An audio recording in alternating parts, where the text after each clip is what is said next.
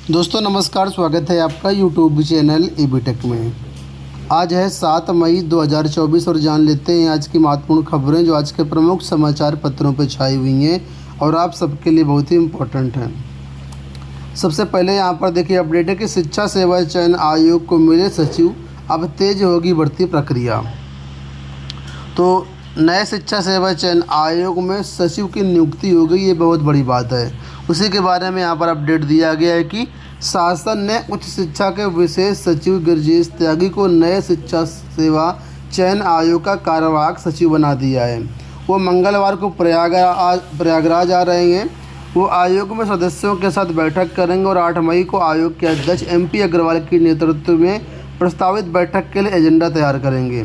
ऐसे में लंबित शिक्षक भर्ती प्रक्रिया अब तेजी के साथ आगे बढ़ने की उम्मीद है।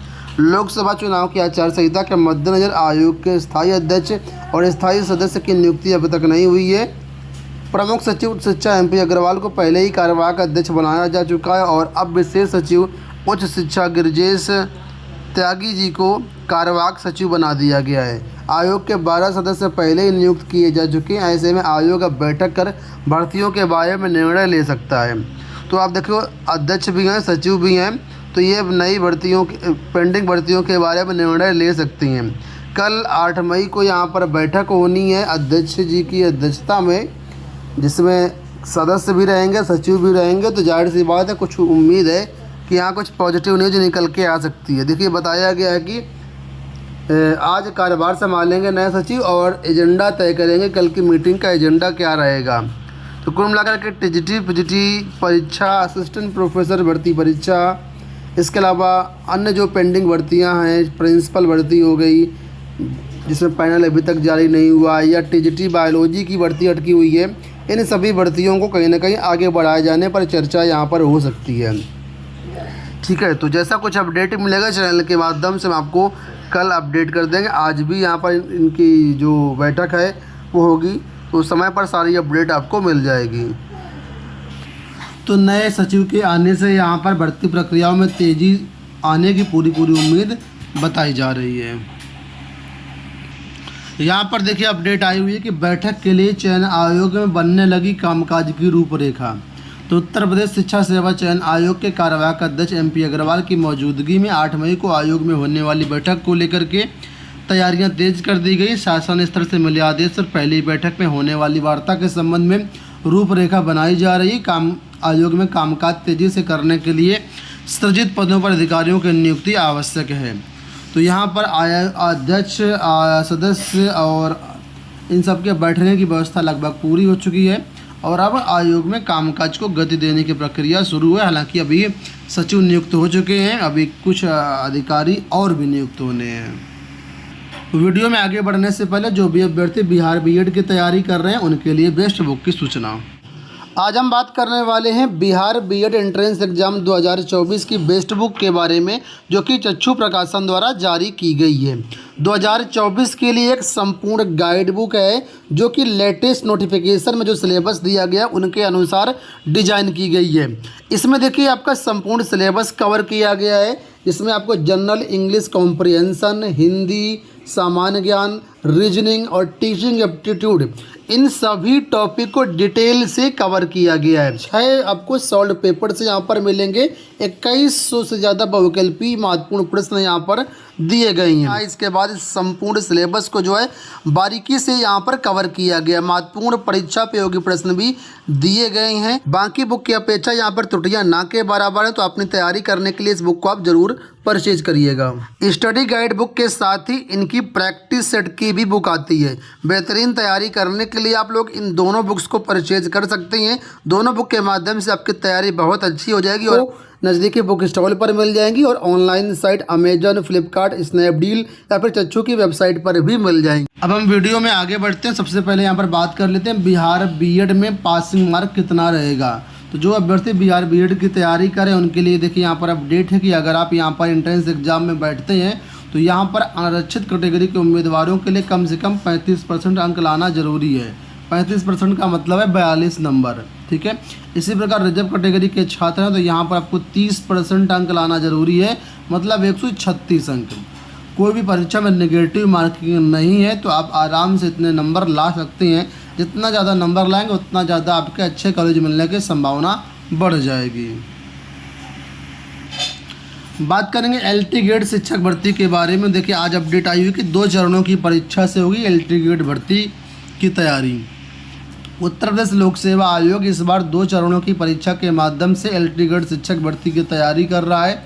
इससे पूर्व आयोग ने मार्च 2018 में जारी LT ग्रेड शिक्षक भर्ती के विज्ञापन के तहत एकल परीक्षा के माध्यम से भर्ती की थी।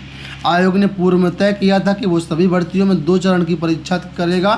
पहले चरण में प्रारंभिक परीक्षा और दूसरे चरण में मुख्य परीक्षा कराई जाएगी। मार्च 2018 में जब LT ग्रेड शिक्षक भर्ती का विज्ञापन जारी किया गया था, तब आयोग एकल परीक्षा के माध्यम से भी भर्ती करता था और LT ग्रेड भर्ती के लिए केवल एकल परीक्षा ही हो पाई थी। इसमें हिंदी सामाजिक विज्ञान विषय के पेपर आउट होने के आरोप लगे थे, जिससे जांच STF को सौंपी गई थी और जांच में STF ने प्रिंटिंग प्रेस संचालक और तत्कालीन परीक्षा नियंत्रक को गिरफ्तार भी किया था। विवाद की वजह से आयोग ने हिंदी और सामाजिक विज्ञान विषय का रिजल्ट रोक दिया था।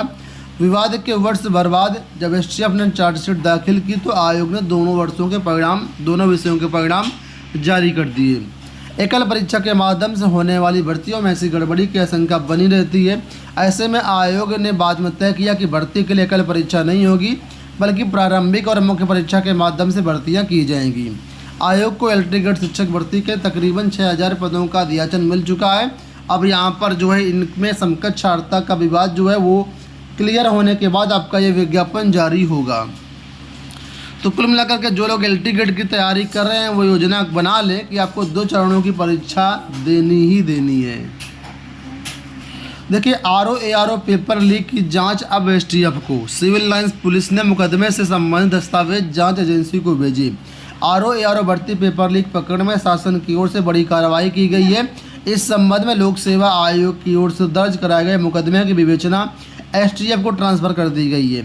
सिविल लाइंस पुलिस ने मुकदमे से संबंधित दस्तावेज जांच एजेंसी को भेज दिए हैं। तो अभी जांच इसमें केवल जो है पुलिस कर रही थी, अब ये जांच STF की टीम करेगी। STF को जांच ये सौंप दी गई है। इसके साथ ही देखिए कल CISE बोर्ड का 10वीं और 12वीं का रिजल्ट जारी किया गया है। 10वीं और 12वीं में एक बार फिर से चमकी बेटियां।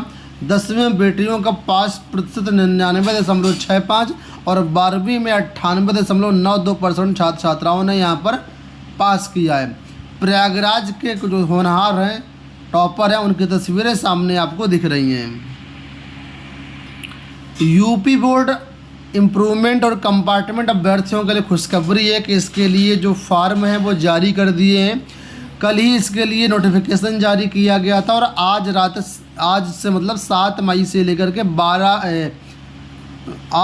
7 मई से आप इसमें आवेदन कर सकते हैं। 31 मई तक आवेदन करने के लिए फॉर्म या डेट रहेगी आपके पास। इसके बारे में डिटेल्ड वीडियो हमने ऑलरेडी कल बनाया हुआ है। अगर आप इसका फॉर्म भरना चाहते हैं तो डिटेल्ड वीडियो देख करके सारी चीज़ें समझ करके इसका फॉर्म आप लोग भर सकते हैं।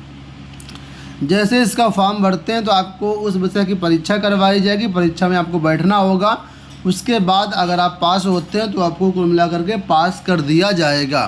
तो खुशखबरी है आपके लिए, आप इसी साल जो है अपना हाई स्कूल या इंटर पास आउट कर सकते हैं अगर आप फेल हो गए हैं तो। यहाँ पर देखिए अपडेट है नीट UG पेपर को लेकर के।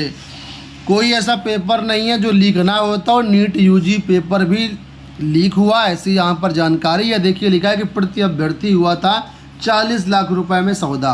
केंद्रों तक अभ्यर्थियों को पहुँचाने की थी जिम्मेदारी सेंटर गिरोह की। प्रश्न मिलने के बाद लेते थे पूरी राशि। तो कुल मिलाकर के 40 लाख में सौदा हुआ था। नीट UG पेपर लीक करने का मामला है ये, और इसके बारे में यहाँ पर सारी अपडेट दी गई है। तो उम्मीद करके वीडियो आपको पसंद आया होगा। इसी तरह के अपडेट्स के चैनल को सब्सक्राइब कर लीजिए। इन सभी न्यूज़ को डाउनलोड करना चाहें तो आप हमारे टेलीग्राम से डाउनलोड कर सकते हैं। इस वीडियो में